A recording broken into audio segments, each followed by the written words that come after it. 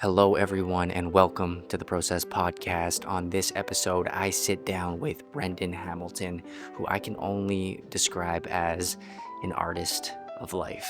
And in our conversation, we touch on a variety of topics, including the state of men's mental health and relationships, the role of masculinity in contemporary society and how to nurture it, along with navigating our relationship with the feminine and how using plant medicines and psychedelic tools can help facilitate personal growth and self-reflection. So without further ado, please enjoy episode 16 of the Process Podcast. You started out as a rugby athlete.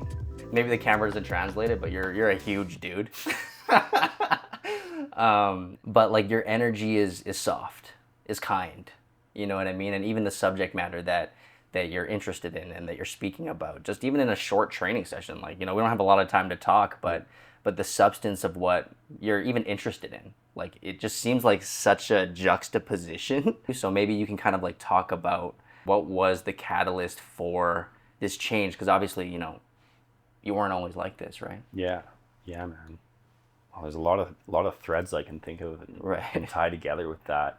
Yeah, so as a kid, very, very sensitive, right? Very, very creative.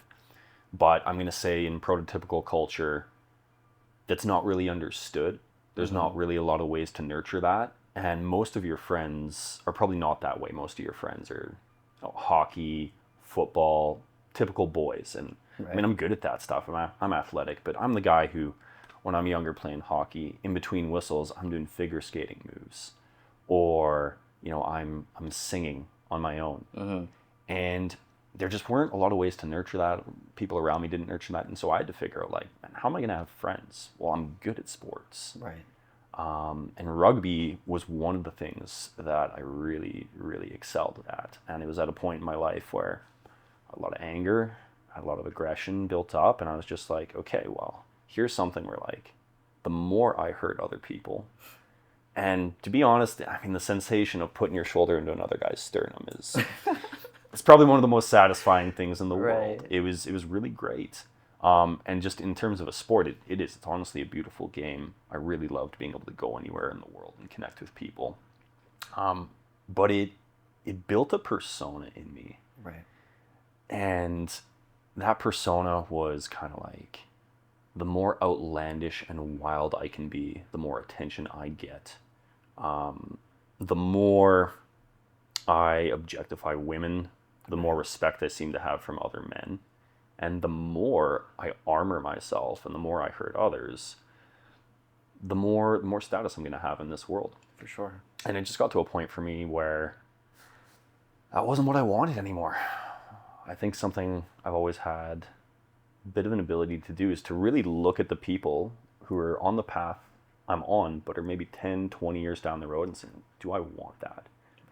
And I didn't. And honestly, okay, I'm 6'5", I'm a big dude, but in the rugby world, the guys who played my position without even hitting the weight room are like 6'6", 260. Wow. So literal genetic freaks of human beings, right? Yeah. And I'm like, okay, I love this, but this isn't serving me, and I want to move forward in life. And I just had a number of formative experiences. Most of them were breakups that really like tore my soul open and said, okay, well, we can't make this work. We have to start looking inwards and reflecting and seeing, how do we do this? 100%.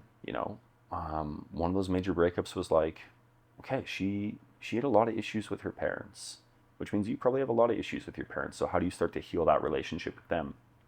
And not only through that process, started to heal my relationship with who I was. At the time, I was part of a network marketing organization that was suits and ties, clean cut, very professional all the time.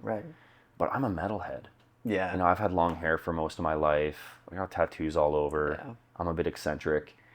And I started going to art exhibitions. I started going to more concerts again. I started getting interested in photography. All these things that just absolutely lit me up. And I started to become happier. I started to understand those are really integral parts of who I am. That path led me going to art school, being able to develop a style. And really it's been a process of probably 8 or 9 years of different counseling modalities, different relationships, not to become necessarily more of who I am, but actually to strip away all the things that are not me 100%. In order to reveal, right? Right. Like I did, and I know many people, out of necessity to survive, to fit in. Exactly. We take on these personas or these masks in order to navigate through the world. But ultimately, you know, the harder we fight with those, the more we're actually out of integrity. Right. The more we probably don't feel fulfillment or meaning or purpose. And it's difficult because the school system doesn't teach us these things. And 100%. That's something I could go into for hours. Yeah, there's a lot to explore there, for sure, right? Like, because I think no matter what it is, whether you're an athlete, like a born gifted athlete, or maybe you're really smart, maybe you're really good at math, whatever the thing is, like, we as young human beings attach ourselves to whatever identity keeps us safe or gives us acceptance. For yourself, it was this kind of like jock, athlete, macho kind of identity that was like, oh, this keeps me safe, this makes me accepted by this group of people. Yeah. And yeah, as we grow up, like that mask starts to get small, it starts not to fit, or maybe like the armor that we put on starts to weigh us down, it starts to feel heavy, and what once protected us is now just cumbersome. Yeah. Is now just in the way. You know? And you know, so for yourself, obviously that shift from athlete to artist, you know, almost, I'm sure people see that almost as a dichotomy. Like these are opposites, these are opposing forces. For yourself in that journey, are you like, what did your old friends think about this new version of you? How do you navigate this identity that once kept you safe, that people know you as? Yeah. Like, this is Brendan, the athlete, is now like, no, I'm Brendan, the human. I have so many aspects to myself. Like, I would say that unfortunately, I'm not even going to say unfortunately, just the nature of that transition is a lot of the people who I had relationships with, I don't have relationships with anymore. Right.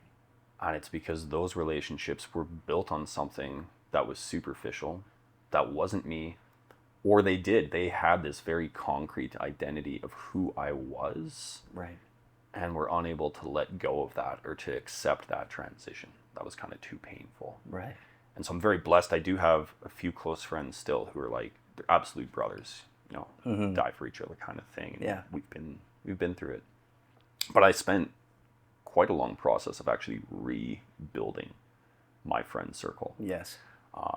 And rebuilding what I like to call is the village. Right. So, you know, you live in an apartment building and most of the time you have no clue who lives next to you. It's actually kind of strange if you get in the elevator next to each other and you try and talk. I'm like, why? You're not supposed to try and talk to me. This is weird. But we lived in community, we lived in village. And so as much as possible, I'm trying to think about who's in my village. Who are the men that are surrounding me and speaking into my life? Who are the women that I build relationships, who have strong character, right, and are just like incredible and share wisdom with me.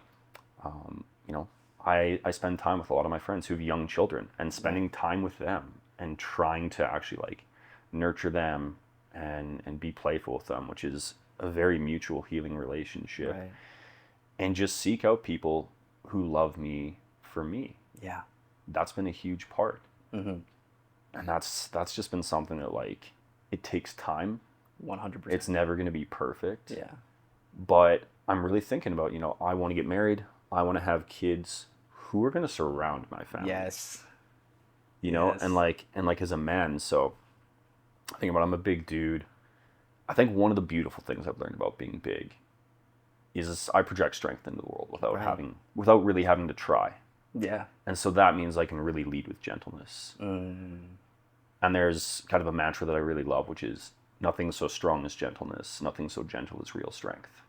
You know, when you go and you hug your partner, or when I go and hug the kids I spend time with, you know, they can feel how strong that embrace is, but they feel safe. They feel the warmth in that. Right. And I love that. That's this ability to be the protector, to be calm, to be nurturing. I really, really love that part. And so that's been a really nice expression. No, it's amazing. Like it's It's almost like as though that strength, it's not something that you left behind, but it's just transmuted into a new way of expressing it, right? And, the reason why I asked the question is because, I think anyone who's really trying to live life is going to go through so many changes in their character or their identity. And if you're willing to explore different ideas and aspects of life, it's only natural that you're going to outgrow the identity that kept you safe at one point as a child. And I ask that because, obviously I've gone through a journey that has a lot of parallels to yours. And when you're actually looking for a genuine relationship, it's important to actually express who you are genuinely out into the world so you can actually have friends who want to be your friend for you. Yeah. Because that's the turning point. You're never going to have friends that actually want to be your friend if you're not yourself. And it might feel like you're losing friends or friendships or relationships, but really what you're doing is you're getting rid of the people that aren't actually your friend. Mm-hmm. You're kind of filtering out those people who are only connecting with you based on parts of yourself that you're ready to let go of, like the armor that you once held. And community has been such an important thing for me as well. Like, I'm in the same boat as you. Like, I want to get married, I want to have children, and who are the aunts and uncles of this little village that we're going to be creating, you know what I mean? So it's something that's on my mind a lot as well. And for you, in your journey, how do you select those people? I don't even know if select is the word I would use. Okay. I think how it's really come about for me is I've attracted those people. The more I start to embody who I am, the more people who don't align with that are just literally repelled. Right. And the more people who do align with that are much more attracted. 100%. I've been very, very blessed. I used to work at Calgary's oldest independent menswear store. It's called Supreme Menswear. Okay. It's kind of like the Willy Wonka of the menswear world. It's wacky, it's wild. When I walked in one day, there was a gentleman getting fitted up, and he was wearing this dress shirt that had Joker print all over it. And I was like, I know this is really random. Do you know who William Blake is? The fool who persists in his folly will become wise. And he's like, I know exactly what you're talking about. And so we got to chatting, and it turns out he's a mindset and conditioning coach for NHL goalies. Oh, wow. And over the last few years, he's been an amazing mentor of mine. That's so cool. Another dinner party I was at a birthday party, and I met this gentleman. Really, really interesting guy. We just connected. Right. And over the last few years, I've been able to do work for him. He actually gave me a car the last time my car crashed. And he's somebody I look at, amazing father, amazing husband, has helped to guide me. One of my most recent relationships, I'm working landscaping right now as I'm going through school. And I love mountain biking, one of my favorite things. So randomly, one of the other dudes who worked at the company has got a mountain bike on top of his car. Hey man, you want to go biking? And the first ride up the chair with him, he's asking, dude, I want to know more about you. Like, what do you... And we start getting into like psychedelic assisted therapy and spiritual stuff like this. And just my last living situation, I got to live with one of my best friends.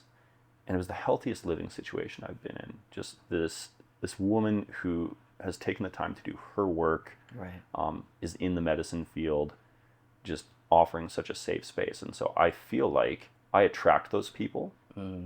And I don't often find that there are people coming in who like really go against that. Right. And I think maybe on top of that, I know as adults it can be really daunting to like literally go up to somebody and be, hey, do you want to be friends?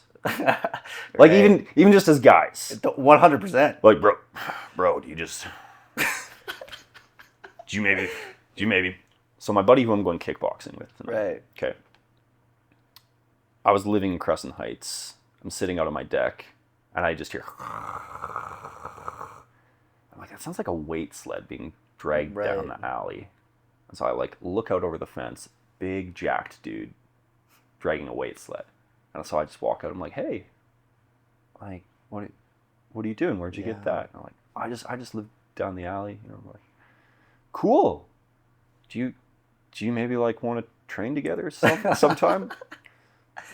Sure. Yeah. Just like totally. Two adults and literally being like, hey, you're a cool person. Yeah. do you want to build more of a relationship? Right. I would like to spend more time with you and get to know you, and just being willing to say that. 100%. I think most people actually really, really crave that. Totally. And they're just maybe a little bit afraid. It doesn't come naturally. But I've done that, and I've been very intentional. Mm-hmm. You know, like the stat for men, when you ask them, how many friends do you feel like if you're going through a really, really tough time, you could actually reach out for? Right. The average man has 0.1. And it's 0.1 because so many guys have 0. 100%. So for me, it's just like, all right, I have to prioritize relationships. Relationships are the number one quality of indicator of your life long term. 100%, yeah. Focus on that. Relationships sustain everything. Right. If you're a generous man, you know, and you're giving and you're serving, when you fall down and you're going through a rough time, you're going to have a support network around you. Yeah.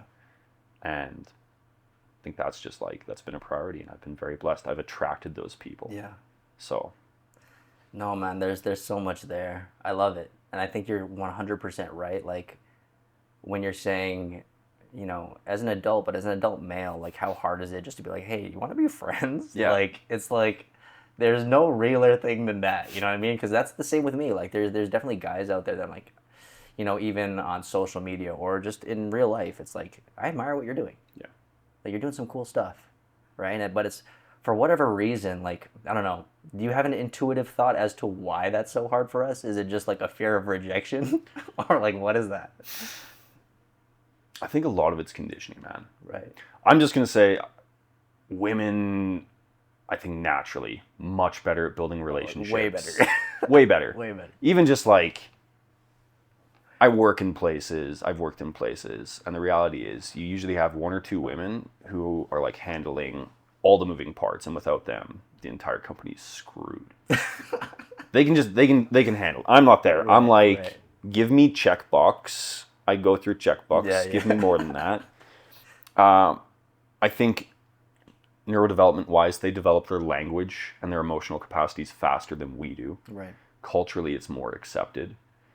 And men just also aren't spending time in the spaces we used to spend time in. We're not going through rites of passage. Right. We're not in hunting groups. We're not in ceremony.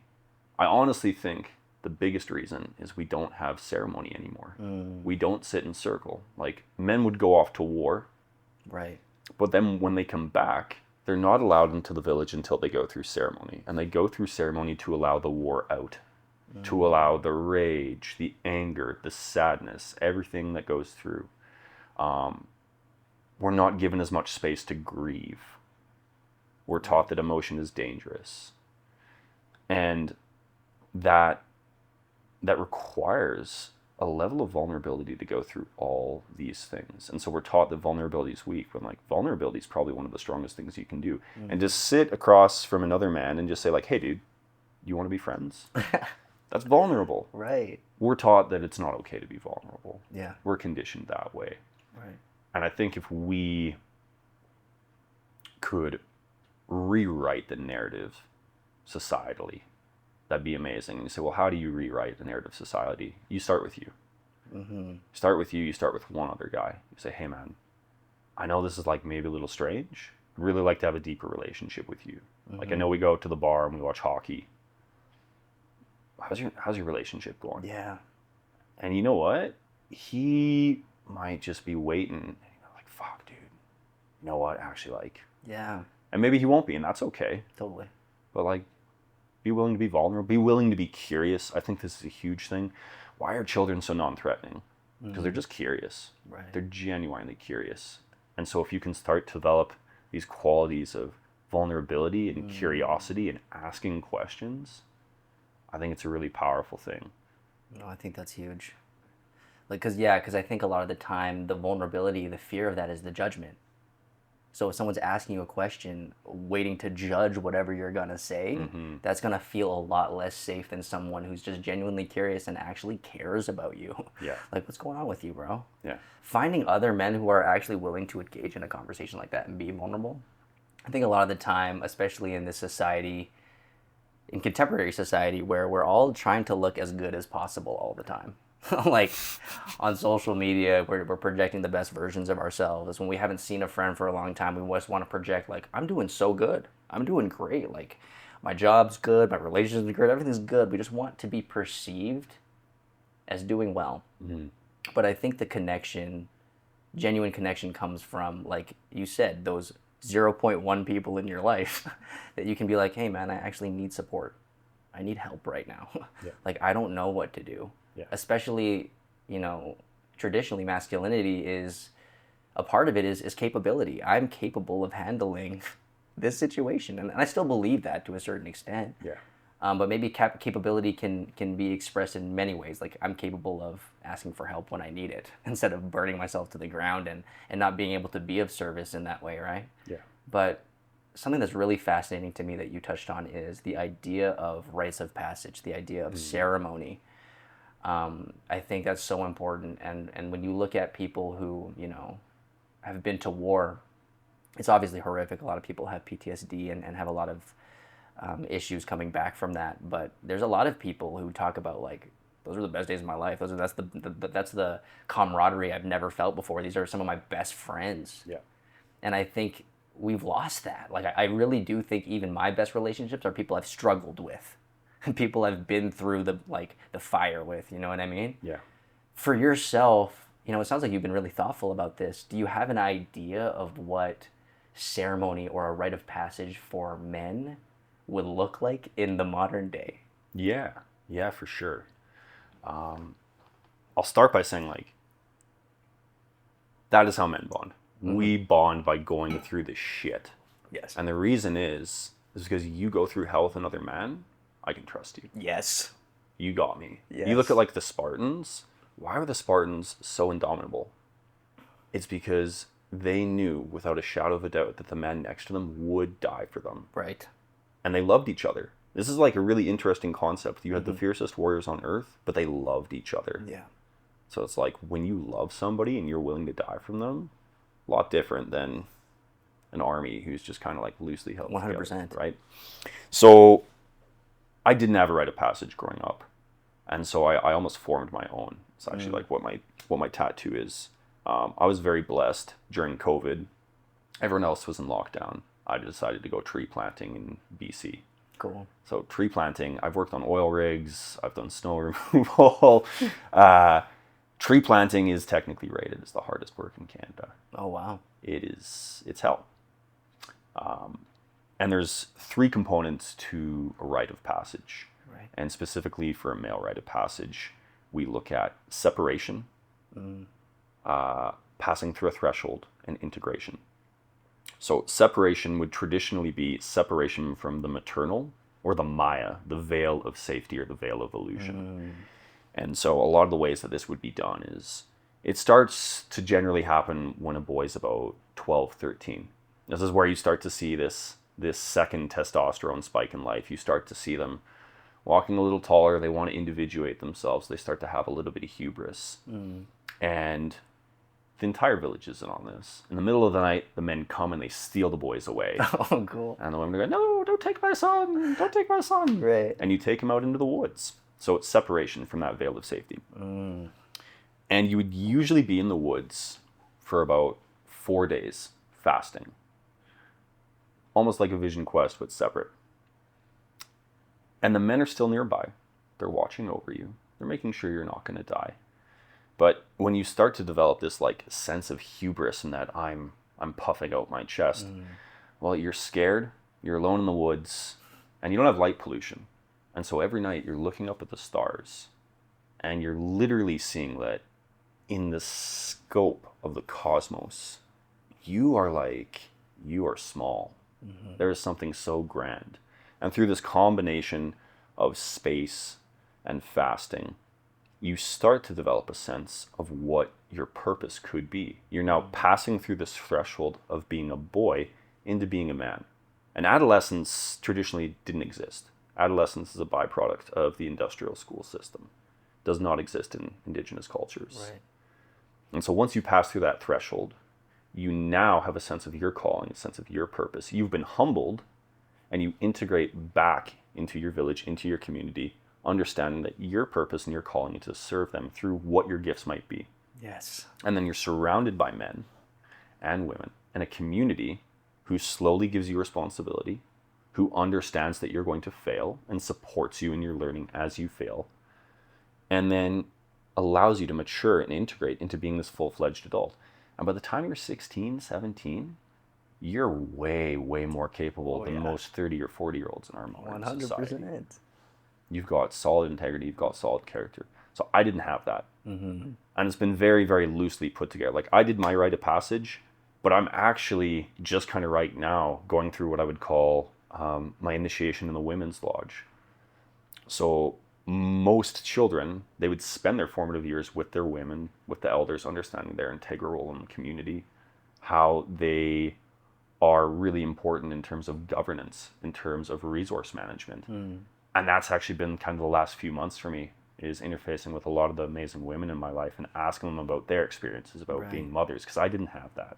100%. Going through rugby culture, that wasn't encouraged. Even just like, man, you look at porn in society today, I didn't understand what sexual integrity, what sexual control and maturity was. Right. When you're starting to interface with another human being and like engage in what can be the most deeply intimate and spiritually connective act you could ever do. And, I've done a lot of things I'm not happy about. Right. It's been a lot of hard fucking learning lessons. But through that, that's what tree planting was for me, man. Right. Tree planting was leaving the safety of living with my mom and my grandmother, being in the woods for 3 months with no cell service. So normally, normally days off, we go into town. Yeah. It's COVID. We don't go into town. Oh, wow. We're in the woods, no cell service for 3 months. And it's hell, man. The bugs every single day, waking up, pounding trees into the ground. And like, one of the only ways I got through was my buddy kind of sending me stoic quotes and other stuff like that. But I came back and it was like, okay, man, like I pushed myself through this. Yeah. I still have my shovel on my wall, just like as a reminder of what I could push myself through. And I came back with like, dude, like that was hell. Your role is to create beauty in the world, man. Yeah. Like, you want to create beauty, you want to be an artist. Right. And that could be through your work, that could be through service to your community. I have a huge passion for forest conservation, just regenerative agriculture, vitality, things like this. Very cool. Being healthy. So those were all components of my rite of passage, and traditionally what many cultures would consider a formal rite of passage. Right. And so you can also have it, you can have initiation from boy to a man, from a girl to a woman, but you can also have rites of passage at any stage of life. Right. Like you changed careers. You said you left this corporate world to start your own business. Right. Well, that is separation from this veil of safety to pass through this threshold to then integrate into something that's way more purposeful, way more beautiful for you, right? And we can have these little things. Yeah. Yeah.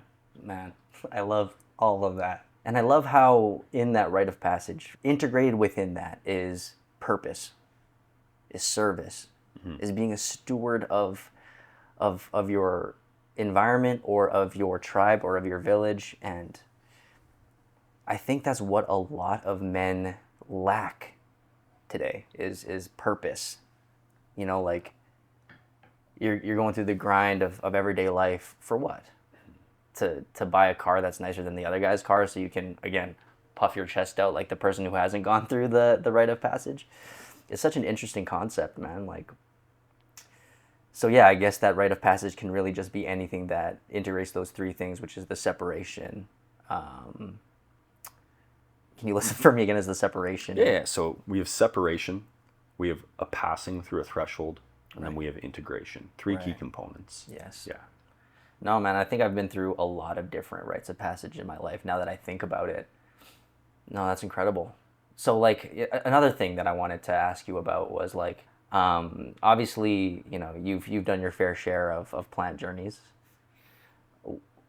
I want to zone in on psilocybin, though, I guess. So, for psilocybin, like what do you think we're even experiencing when we decide to, use these plant medicines, like what is actually happening? Obviously, like Andrew Huberman has his breakdown of like the science of your brain. Yeah. But like from a spiritual perspective or from your personal perspective, like what do you think is happening when we decide to take this medicine? Okay. A lot of my psychedelic assisted therapy has been guided journeys with MDMA, and most recently San Pedro. Okay. But I do have a lot of experience microdosing. Right. I have a lot of friends who are in the world doing guided journeys or facilitating. So Right. I would kind of approach it from the Huberman way, and then I maybe would get into the more spiritual dimension. Fair. So the way I look at most psychedelics, or psilocybin, for instance, is our neural pathways are a little bit like a snow globe. Right? We have the flakes settled. And so maybe when we take a microdose or a smaller dose, we're just going, right, and the flakes go up, and we have some time and some space and some opportunity to be very intentional about what we're doing when we're taking these substances. Being in the right setting, being in the right mind frame to allow those neural pathways to reconsolidate in a different way. And so for me, whether it's doing art or maybe meditations just on gratitude and opening up the heart. When we take large doses, we're going, right, we're shaking everything up. And then it's settling back down. And so there's a lot more room and space for neuroplasticity. Right. In that sense, I think there should be an extremely cautious and healthy reverence and respect for these substances. 100%. I'm not particularly a proponent of doing them without a qualified guide. Right.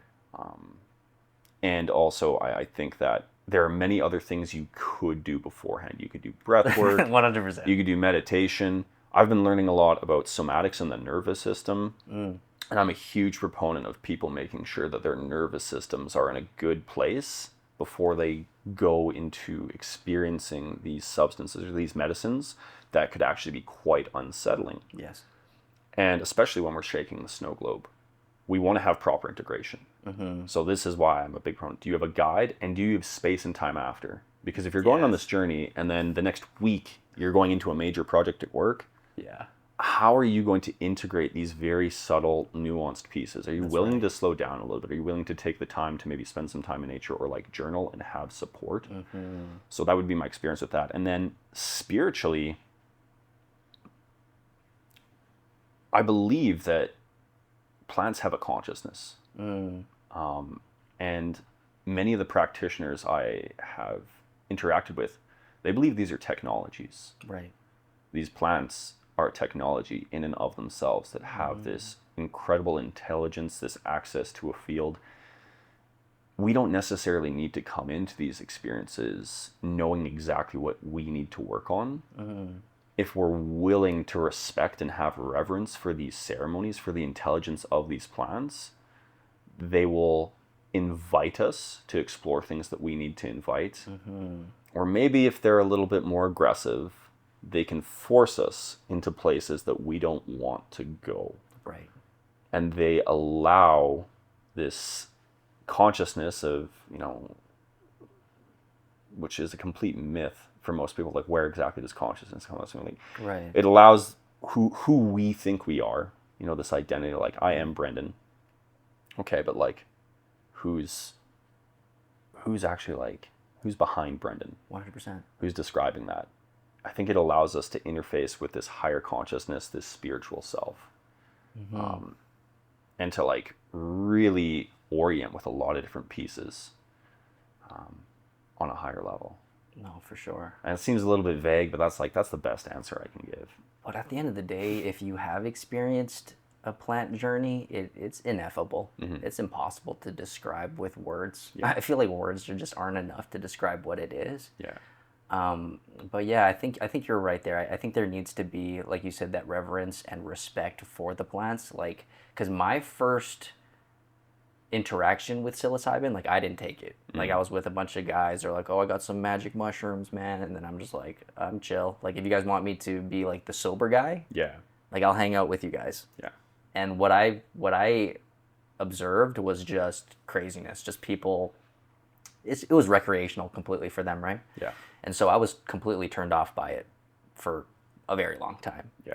Up until I had just graduated university. I had a solid relationship, at least I thought it was at the time.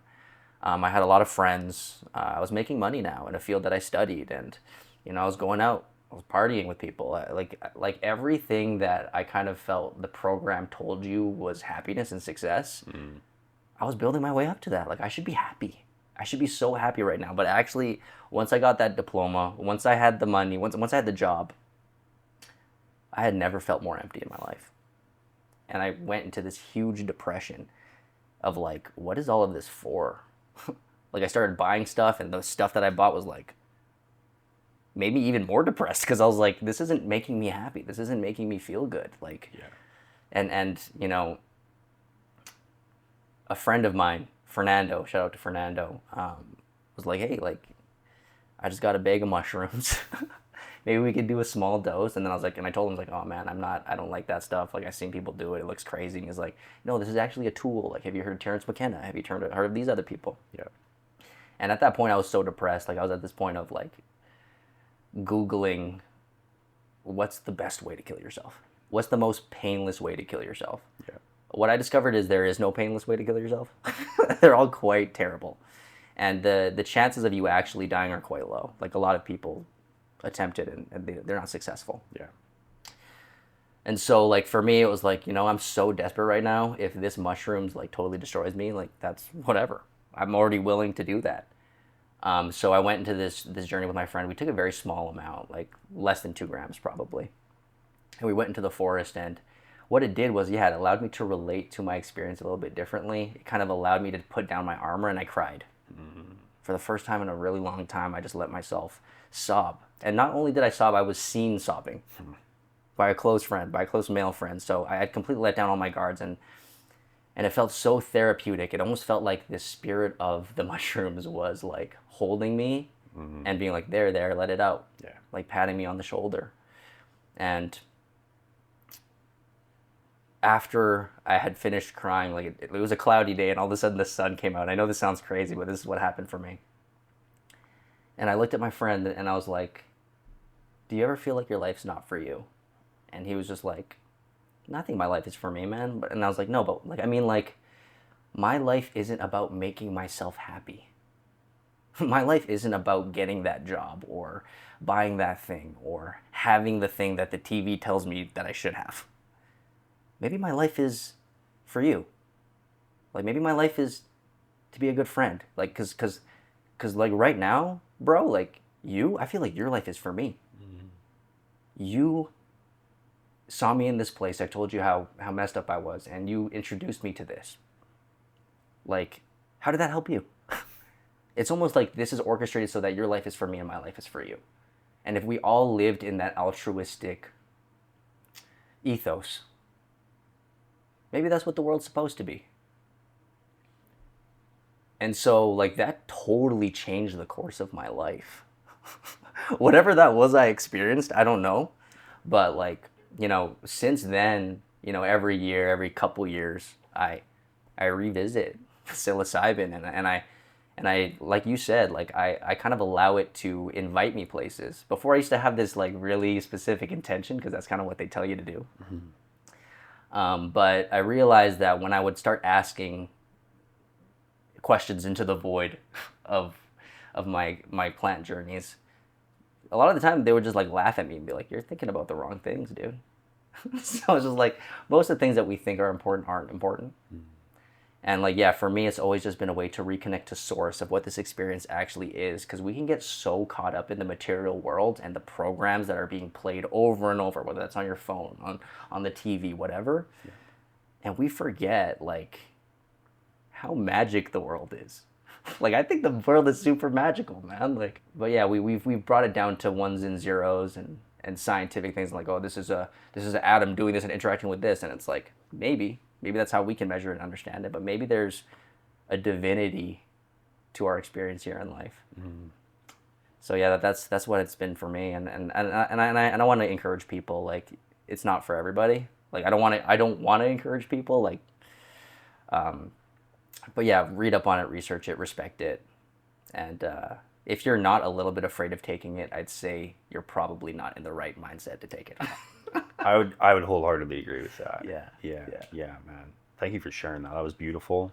No, thank you for listening, my brother. Yeah, Appreciate man. it. Yeah. I think like some of the things that I take out of that, as men, a lot of what's out there right now is status rather than service. Right. It's the fancy car, it's the fancy watch, which, you know what, like, there's a lot of guys who are doing amazing things, and that's their fun. Awesome. Yeah. But like, the sole pursuit of that, right? 100%. And then property over purpose. I want to own all these things rather than actually like living into a calling. Right. Having a faith in something that's like grander than myself. Yeah. So I think these are all things that plant medicines can help us with. They can see us how we can be of greater service to our community, how we can embrace more purpose. I think that's what life's about. And if you really wholeheartedly pursue those things in an integrous way, there's your status right there. 100%. Nick's the guy who shows up, man. He's the guy who's like, he's willing to be there for his friends. He's the guy you can count on. That's the kind of status that I would want, 100%. And that's the status that matters, right? Like you said, go back to the stats. What is the thing that actually leads to fulfillment and happiness in people's lives? It's relationships. And for men, it's like 1 out of 10 men have one friend that they could actually go to if things are going down. That's like literally what the stats are telling us, right? Yeah. And so it's something that I'm really passionate about, men's mental health.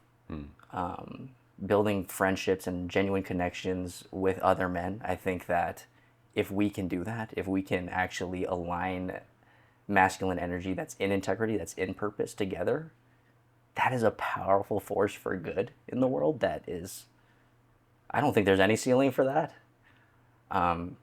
So I really appreciate like your perspective. Like even speaking to you today, I'm just like, there's so much for me to digest and integrate as well. But there's something you touched on that I want to kind of double click back into, which is the women in our lives.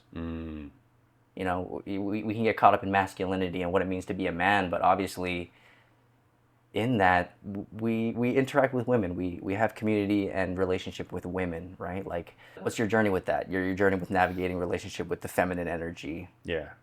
Okay, that's a big one. That's a big one.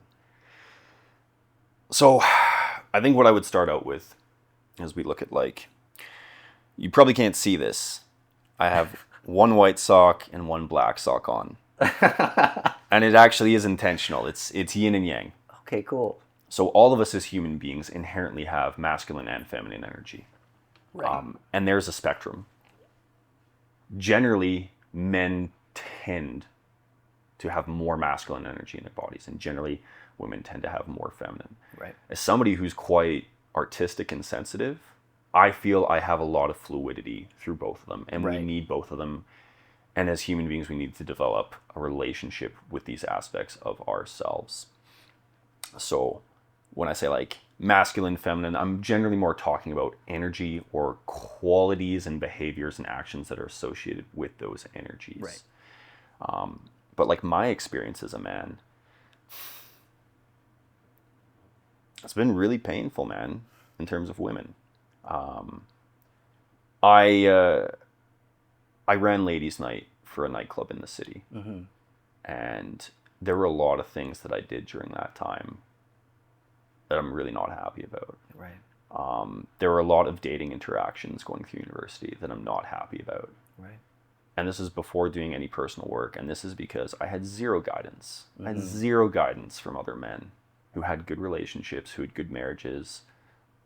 I was conditioned by porn. I was conditioned by a lot of things that show me like, your sole purpose is to interact with these beautiful creatures and to like take from them. Yeah. And I've had to go through a lot of failed romantic relationships. I had a breakup in June. And man, when you're talking about like going through that darkness to the point where you're, literally Googling, I was there. Yeah. The only reason I didn't go there is because of this network of relationships I had that I could reach out to. And this last breakup, she was a woman who grew up in a family where the parents were very respectful, had a really great relationship, were really empowering towards her being a woman. Mm-hmm. I didn't grow up with a model of what a respectful romantic relationship looked like. And I didn't grow up in a world where I learned to understand the feminine perspective. And unfortunately, a lot of the stuff that's out there for men on the internet is like red pill bullshit. 100%. Like literally trying to degrade women and put them into other things. I didn't understand the spiritual dimensions of interacting with women and how we need each other. I think a lot of things are pitting men and women against each other. Yes. We need each other wholeheartedly. Mm-hmm. We complement each other. So for any of the guys listening, these are maybe like 2 things I would recommend that have really helped me on my journey.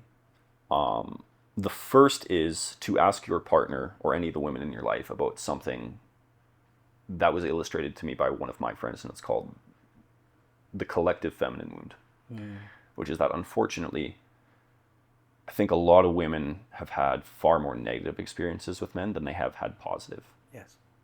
And a big part of that is like, you're a guy who's got a lot of testosterone and a lot of aggression channeling through you, and you don't know how to channel that in a respectful way or in an honoring way. And it's going to hurt. You're going to hurt other men. You're going to hurt women. And so ask them about what their experiences have been like growing up. Have they felt objectified? How do they feel like they have to move through the world in order to feel safe from men or to please men? If those behaviors are coming out in your relationships and your dynamics, and that's going to be a unique experience for everyone. But that's really been eye-opening me when I can sit down with the women in my life and ask them about that and have them share their experiences. Ask your moms about what it's like to be a mother and the connection they have. Right. Really start to see like how fucked we would be if we didn't have women keeping the world together. 100%. Like they're the glue that are handling all these amazing parts. If we just had men, there'd be these destructive forces, you know, tearing the world apart. So that would be my first suggestion. That's been really important for me. The second one would be read. There's a book. It's called Women Who Run with Wolves, and it was suggested by one of my friend's partners.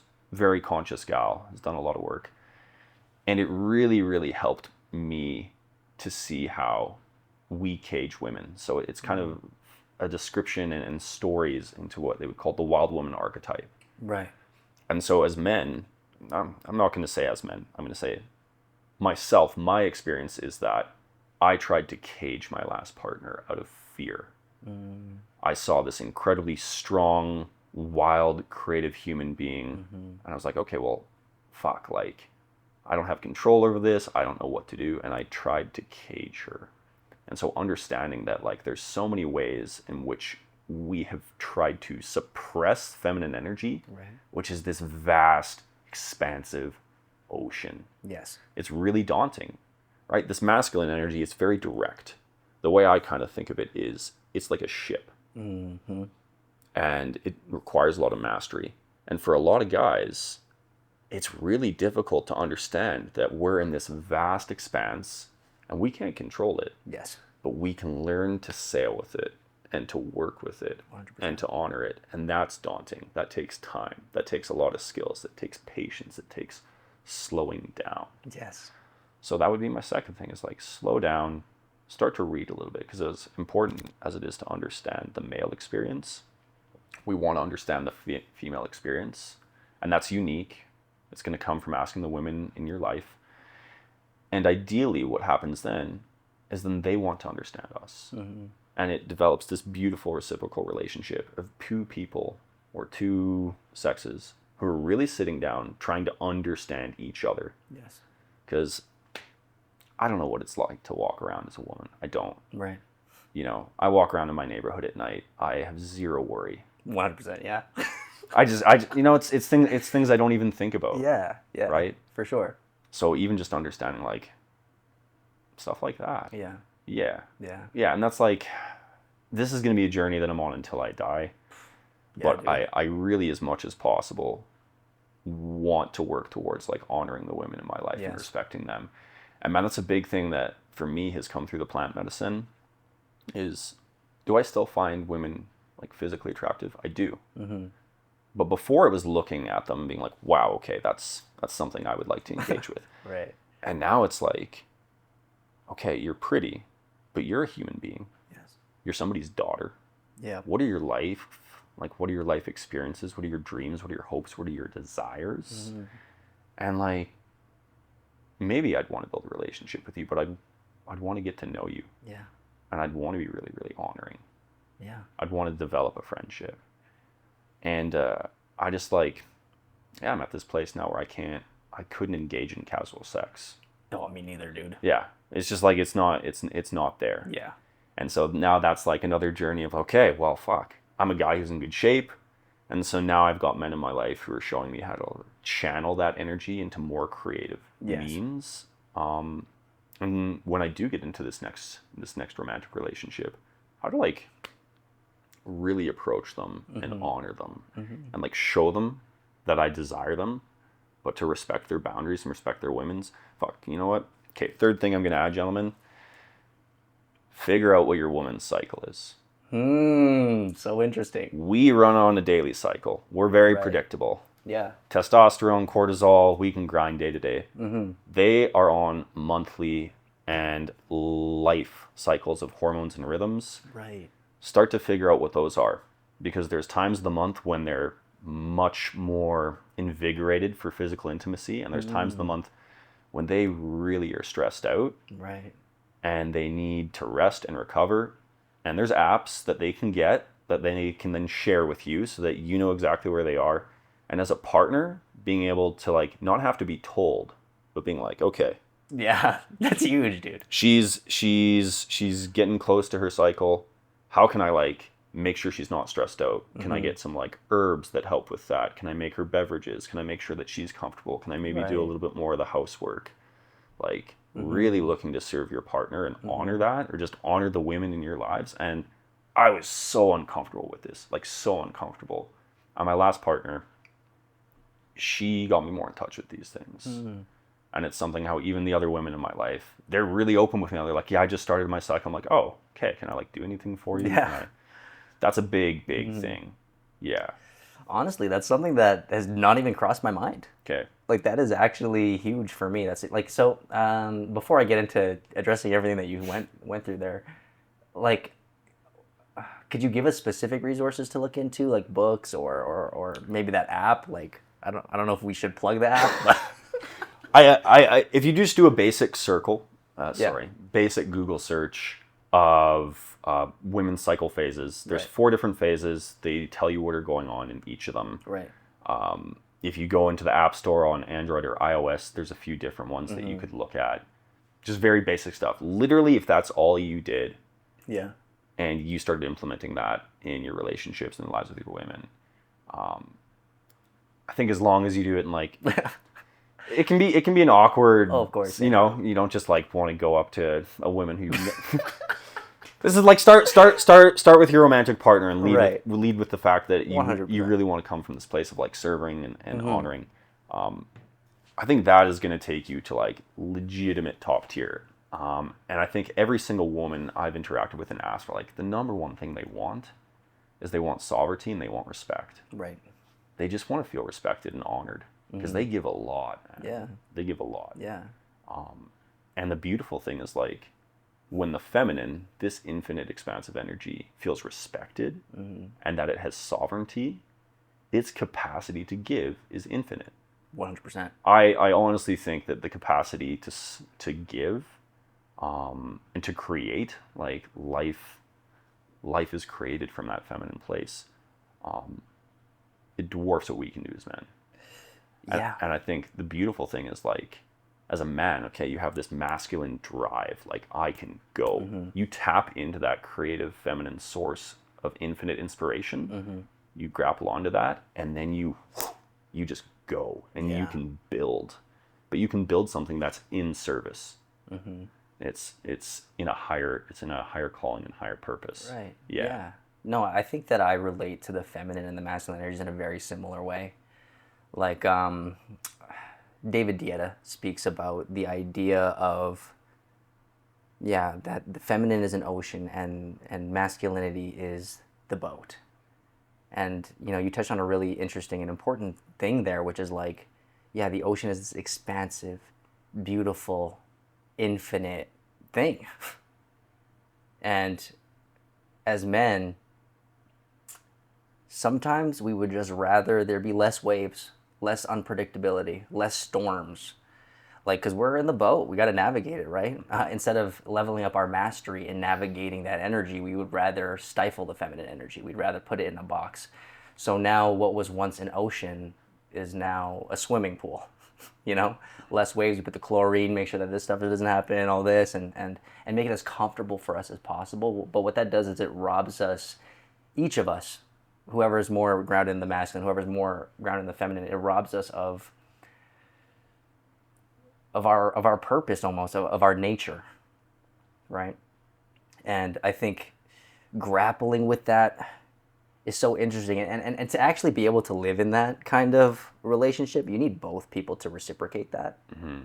I think it's because I think in my experience in life, I have taken that philosophy all the way in a relationship in my past, and I just was like, oh, she's the wild woman, she's the wild feminine energy, and I'm gonna allow that to play out. And anything else that, in any way that it affects my life, is my own fault. Mm.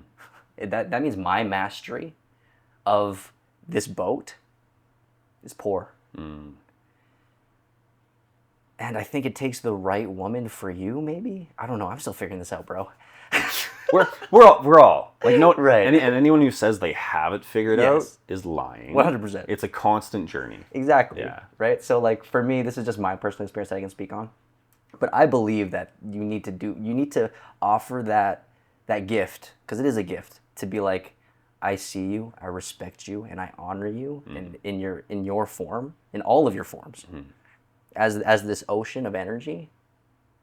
And I will dedicate my life to navigating that and building up my mastery to be that person for you that can guide us through my ship or my boat, through the waves of life. Yep. I think it takes a very special person to be able to give that to. You need to be discerning. Otherwise, if you give that to anyone and you see every woman as this divine feminine, wild woman energy, I think you can set yourself up for more pain. And not that pain is bad. Maybe you need that pain, you know? And I think like it's so interesting, like at the beginning of me asking that question, is like, that relationship has been painful. For myself, all of the change in my life has come from pain. Mm. Like, why would I stop what I'm doing if it doesn't hurt? You know what I mean? Yeah. So I think it's like, if you want to go into that journey, I encourage it. If you're strong enough to go through that pain and you actually are willing to go through those waves and like capsize your boat and like rebuild from the bottom. Yeah. If you're willing to do that, you'll probably be a better man for it. But be wary, I'd say, of that. That's just me. That's my own personal journey. And yeah, man, like navigating that relationship with the feminine, I think, like for me, we talk a lot about relationships with men. Mm. It's hard for me to connect with men on an emotional level, vulnerably. That's not for me not wanting it or whatever, right? But like for me, it's always been the women in my life that I've been able to connect with in that way.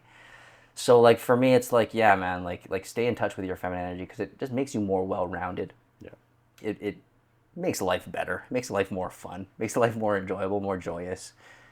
And yeah, I think shifting that perspective from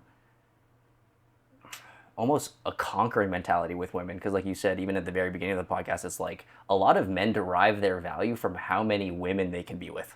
Yeah. It's like, oh, look at the girl I was with. That means I'm awesome. Or that like brings up my status in some way, right? Yeah. Versus like, no, this is actually a relationship to honor and nurture and grow. This isn't about bringing up your body count so that you can tell your friends and you have a higher body count than your other friends and that's your status. Yeah. You know what I mean? So I think it's an important aspect of life to really reflect on and try to integrate in a way that's more holistic, rather than just like seeing it as a conquest of some kind, you know? Yeah. Yeah. Yeah, man. I agree. Yeah. So like, actually, you know, I want to touch on, because, you know, you said psilocybin isn't really the place that you've kind of experimented most with has mostly been with MDMA and San Pedro. Yeah. So I'm curious. Like this is, I don't want to be an advocate for all this stuff and like get people on a bunch of drugs or whatever. Yeah. But like I'm genuinely curious about it. Any tools that can help us kind of reconnect with the divinity of ourselves and of the nature of our lives is interesting to me. So maybe you could kind of explore that, because for me, when I see people interacting with MDMA, it's mostly from a party perspective. They're going to raves and stuff like that. So like, how can that be used for healing or for self-discovery or building that relationship with yourself? Yeah. I mean, don't get me wrong. I've had some really great times at Dead Mouse and Skrillex. Of course, yeah. And to be honest, like the very first time I took it was at a Dead Mouse show. And the next day, me and my buddy were in the car. Yeah. And it was the very first time I'd opened up to a friend about going to counseling. Oh, wow. I'm just telling him about what my experience was. And after about 10 minutes of that, he looks at me and he's like, do you think maybe I should go to counseling? I was like, yeah, dude. Yeah. So that was medicinal in and of itself.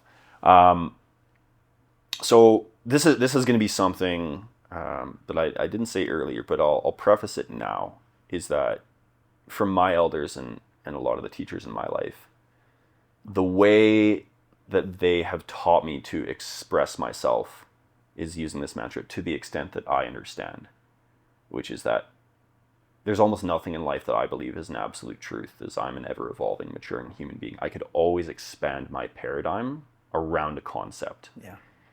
But that being said, I'm going to use my command of language as accurately and as articulately as I can to explain a concept. So when we're diving into psychedelics, I'm just explaining things to the extent that I currently understand in the relationship that I have with them. Right.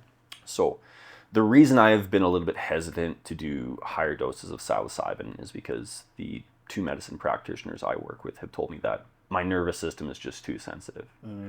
So as a very sensitive individual, growing up, my home life and the environment was such that I was very, very dysregulated. I either felt threatened or had to shut down, and that's carried itself into my life, into my professional life, into my romantic life. And we're getting to a place where we really want to stabilize me. So psilocybin is one of those medicines that you're not asking to go into a room. It's taking you to a room. Right. And that can be really unsettling for somebody. So the practitioners that I've been working with, the first medicine they wanted me to work with was, it's called San Pedro. So San Pedro is quite similar to peyote. Peyote is reserved for the Native American church. It takes quite a long time to grow. San Pedro is a much more sustainable way of doing that. Right. One of the active compounds in San Pedro is mescaline, amongst many others. And they call it grandfather or hummingbird medicine. Like very, very gentle, very heart opening. And to the extent that your nervous system can allow, it will go deeper. So I've had 2 ceremonies. I have a third one coming up in a few months here. And the first ceremony, we were able to touch on some things. And then as I've consistently worked with a really, really solid somatic practitioner to expand my nervous system's capacity, the second journey allowed me to go a lot deeper. It really allowed me to go to some of my edges and invited me into some pretty deep places.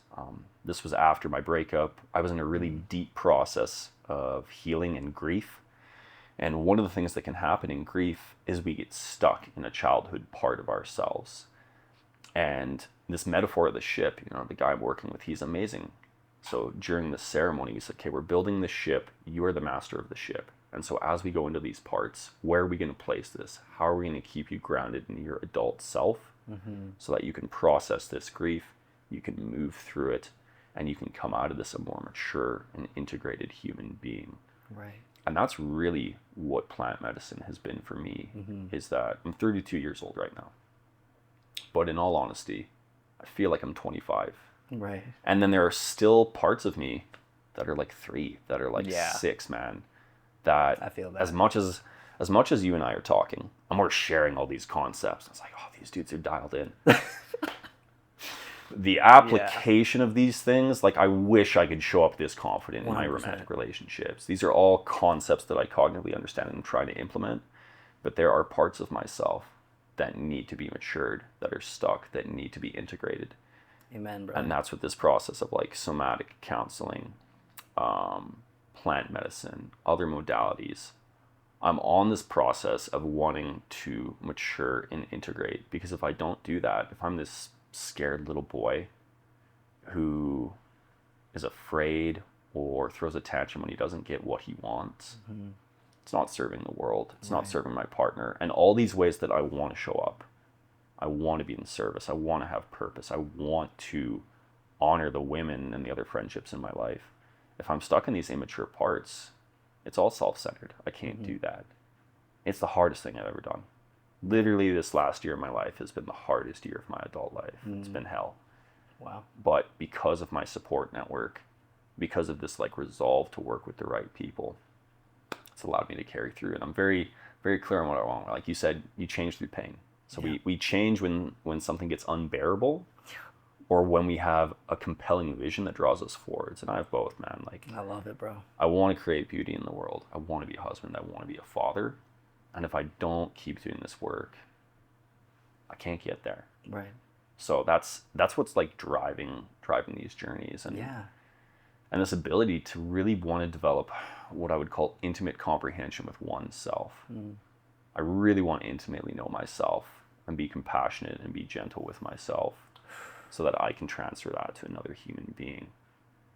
And like the more intimately I know myself, the more space and grace I have to intimately develop relationship with another. And that's like, you know, intimacy into me see. Yes. I think fundamentally that's what we want as human beings. We just want to be understood. That's probably one of the biggest wounds a lot of us carry around, is that we just don't feel understood. Yeah. And so when we can start to understand ourselves, we build that capacity to understand another. Yeah. And that's the world right now, man. There's a lot of tribalism. There's a lot of divisiveness. If we slow down, if we can have compassion, if we don't feel so threatened when our paradigm, when our worldview has holes poked in it or questions around it, we can connect with others. Yeah. So that's a big part of this journey and why I'm doing plant medicine.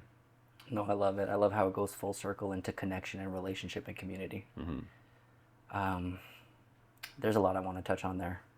This is one that I want to talk about because it actually hit me and resonated with me a lot, which was, you know, you're on this path of personal growth, and you know, that goal, like, of being a man of integrity, of service, of stewardship, of purpose. Yeah. These are a high standard for us to set for ourselves, brother. You know what I mean? And when you said, like, to have that understanding of oneself and to love ourselves. In my journey of holding these high standards for myself, I often find myself being really, really hard on myself. There are times where if I fall short from these ideals that I choose to try to aim for, I can get lost into a space of, like, Nick, you're saying you want to be all this, bro? Like, look at yourself. Like, I have this relationship with myself where I have a very critical inner voice that sometimes comes up for me, and, like, I don't know, do you have something like that with yourself? And if you do, like, how do you navigate that? Okay. We were talking a little bit earlier about how I've been spending a lot of time with one of my friends. Right. She's got three young kids. Yeah. And so I've been reading this book called Good Inside. Highly recommend, because it's a phenomenal book for anybody who's a parent, but honestly, if you're in a relationship of any form, it's going to help you understand them. It's going to help you understand yourself. And when we're children developing, from the ages of like 1 to 8, we are in this state where we're fully identified with our parents as like the protectors, as the caregivers. We aren't reliant on them for everything before we really start to have this sense of individuation. And so if we grow up in an environment where they're upset and it has nothing to do with us, we still think it's all about us. I must be bad. Right. I must be ashamed.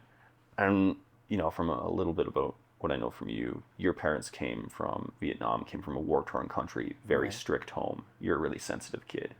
And so at this early age, man, there were a lot of things where, like, you and I, being these sensitive human beings, well, we're bad. Yeah. We couldn't get something. I'll tell you, man, like, fixing stuff with my dad was like one of the worst experiences I had growing up. Because I could never do it right. Like what I was holding the flashlight the wrong way, or I didn't know how to turn a screw, and he was pissed off. He was pissed off that I didn't know how to do it, but I'd never done it before. How am I supposed to know? And to this day, dude, why didn't you know how to do that? Like, why couldn't you get it right? Well, hang on. Have you ever done that before? No. Well, that's life, man. Like, it gives you the test first and the lesson after. So just have a little bit of compassion, a little bit of grace. Like, you've never done this before. Nobody showed you. Yeah. I know you just, like, you want to get it perfect because that's kind of what you're doing. Is like, you were supposed to. You were supposed to already know. You were supposed to be perfect.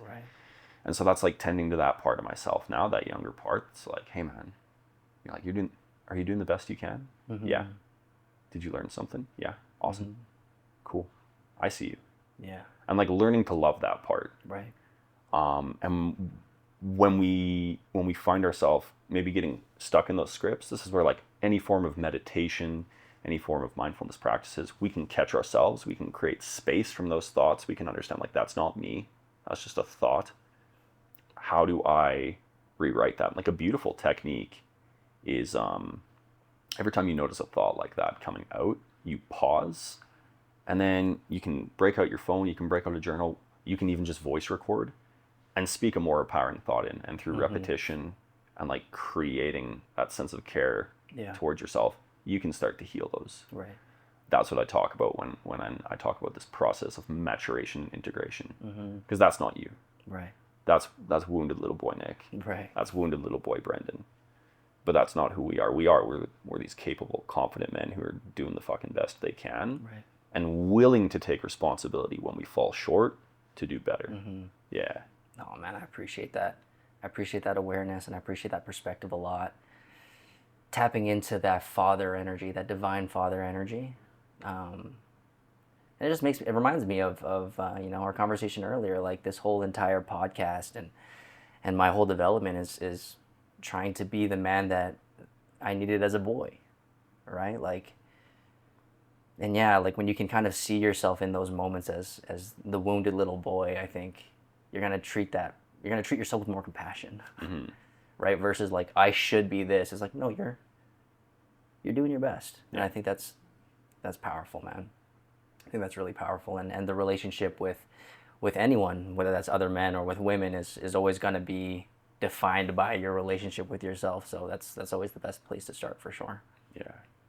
I actually am really curious about San Pedro, right? So when you're explaining it, obviously there's a lot of these realizations you're having and these things that you're exploring. Like, what is the experience actually like? Is there visions? Is it a closed eyes experience? Is your guide facilitating a conversation with you? Like, what does that process look like? Okay.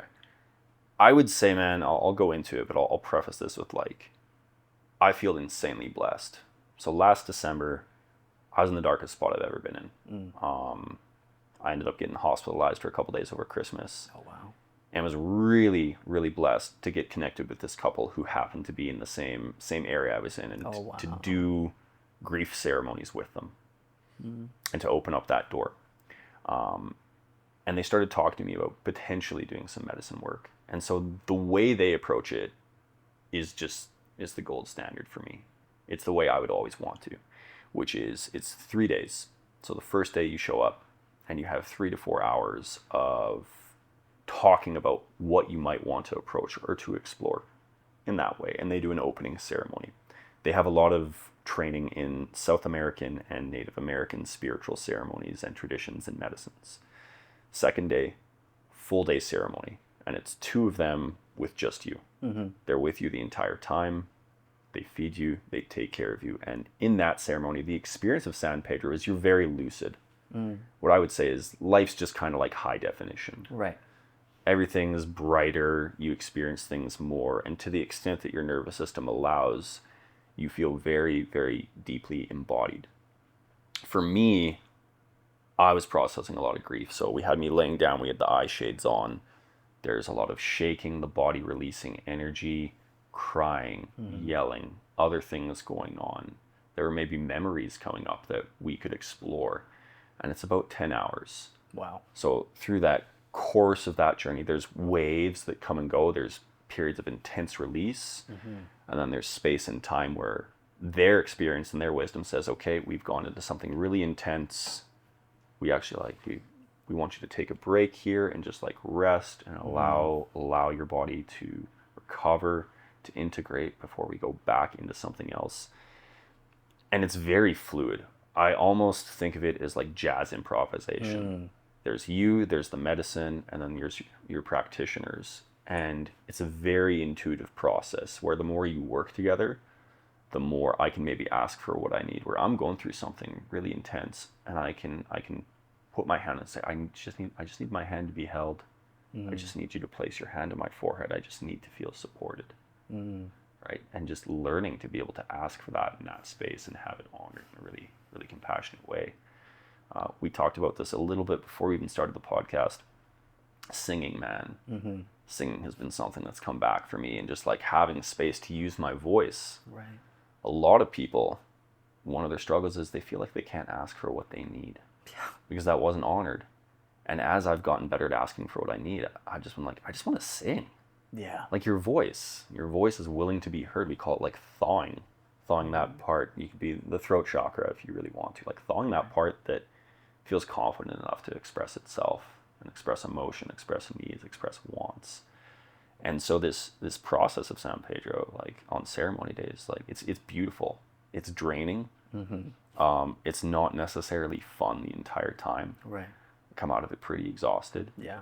And then the third day, we have 4 hours of integration. So they're talking through everything. They're giving me journaling prompts. They're offering me things to reflect on.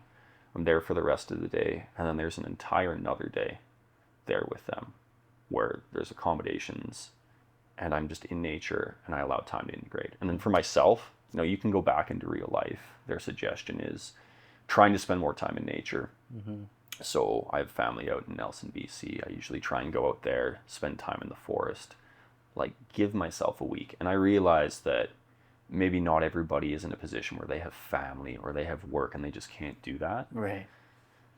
But in terms of like honoring this process, man, healing is, I think the mantra for a lot of people is like slower is faster. And just honoring that time and space, man. There's a great book. It's called The Wild Edge of Sorrow. Probably the best book on grief I've ever read. And they talked about when somebody experienced a deep loss, like the village came around and they would often ceremonially wear a band that experienced they were in mourning. That was their work. Right.